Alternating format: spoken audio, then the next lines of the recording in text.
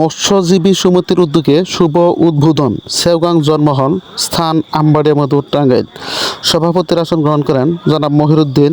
প্রধান অতিথি হিসেবে উপস্থিত ছিলেন জনাব জাকির হোসেন সরকার, সভাপতি মধ্যপুর উপজেলা বিএনপি। বাংলাদেশ সরকারের ডাক টেলিযোগাযোগ ও তথ্য প্রযুক্তি এবং বিজ্ঞান ও প্রযুক্তি মন্ত্রণালয়ের মাননীয় মন্ত্রী আলহাজ ফকির মাহবুবুর স্বপন ভাইয়ের পক্ষ থেকে সংগ্রামী সালাম এবং আসসালামু আলাইকুম, আদাব এবং নমস্কার। রায় সমাজ কল্যাণ সংঘ, এটা তো আমাদের রঞ্জিতা চালায়। এখন আসলে সমাজের যদি আমরা কোনো পরিবর্তন আনতে চাই, তাহলে বিত্তশালী একজন সমাজ সেবকের প্রয়োজন। যদি আমরা সেটাকে অবহেলা করি, তাহলে কিন্তু দেখা যাবে যে দু একজন সমাজপতি তার ব্যক্তি স্বার্থ চরিতার্থ করতে পারে, কিন্তু সমাজ ব্যবস্থার পরিবর্তন করতে পারে না।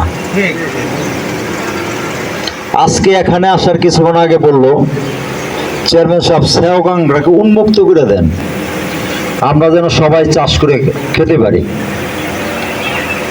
ঠিক আছে, ধরে নিলাম সেওগাং উন্মুক্ত হয়ে গেল, তাহলে আপনার বসে থাকতে হবে সৃষ্টিকর্তার ভরসায় যে প্রাকৃতিক ভাবে যে মাছগুলো আসবে, তার থেকে যে আয় হবে সেটা বিক্রি করতে পারবেন না, খাইতে পারবেন।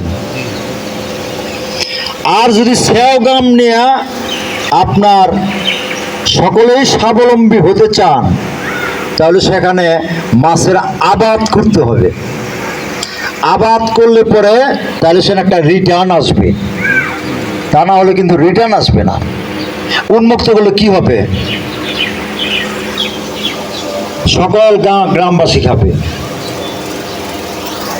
এইটাতে তার লাভ পেল কি? সকল গ্রামবাসী খাইলে পরে লাভ পেল কি? অনেকের ভাগ্যের পরিবর্তন তো হবে না।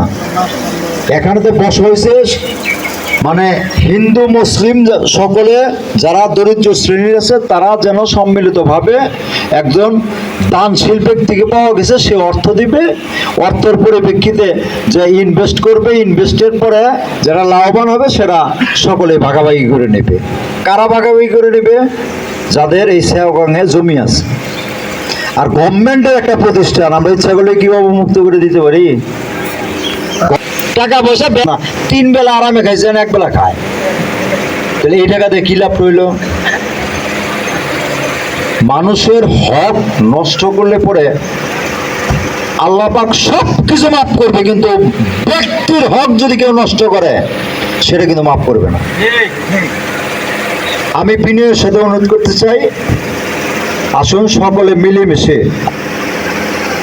এই মৎস্যজীবী সমিতির মাধ্যমে এই সেওগাং কিন্তু ব্যক্তি বিশেষ যদি ইজারা আনতে যান তাহলে দিবে না, কিন্তু একজন ব্যক্তি যদি যে বলেন যে আমি এটা ইজারা নিব, দিবে না। কিন্তু যেগুলা জলাশয়, সেই জলাশয়গুলা মৎস্যজীবী সমিতির মাধ্যমে লিজ নিতে হয়, এটা গভর্নমেন্টের রুলস।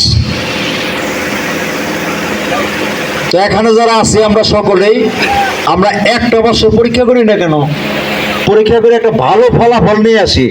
ভালো ফলাফল এই জন্য নিয়ে আসার জন্য আমি অনুরোধ করতেছি যে ভালো ফলাফল যদি আসে, তাহলে যিনি আমাদেরকে উৎসাহিত করতেছেন তিনি পরবর্তীতে আরো বেশি বেশি ইনভেস্ট করার জন্য উৎসাহিত হবেন।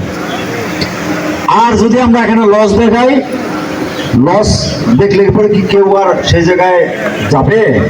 কেউ যাবে না। অতএব আসেন সকলে ঐক্যবদ্ধভাবে, যাতে